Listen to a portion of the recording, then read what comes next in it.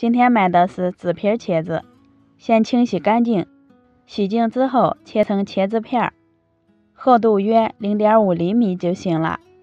取一把小刀，在茄子上慢慢的划一圈，然后把茄子肉取下来，就得到了一个圆圈。放到清水里泡一泡，防止茄子氧化之后变黑。把刚刚取出来的茄子肉切成条，再切成茄子丁。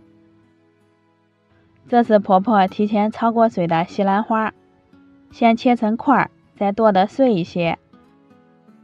婆婆又准备了一些胡萝卜丝，改刀切成小碎丁。这里准备了一块鸡胸肉，先切成肉片，再剁成肉泥。都装到一个盆里面，放入一把葱花，再打入一个鸡蛋，调味加入了盐，再淋点香油增香。给小孩子吃的话，就不用加太多的调味品了。将所有的食材先混合均匀，最后加一勺面粉，面粉主要起到粘合的作用，加多了口感花硬，搅成像这样黏黏的就可以了。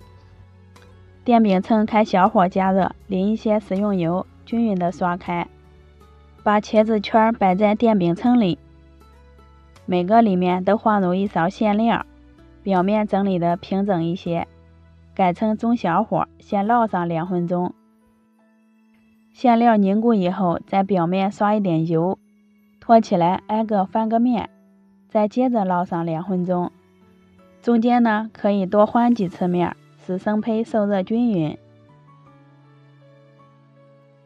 全程烙制约用了7到8分钟的时间，一直烙到两面金黄就可以盛出来了，看着就特别有食欲。咱们的茄子小饼就做好啦，里面加入了蔬菜、鸡蛋、鸡肉，营养特别丰富，也是一种少油健康的吃法。我女儿不爱吃蔬菜，都能吃上好几块，做法也简单。喜欢的朋友可以收藏起来试一下。我们下期见。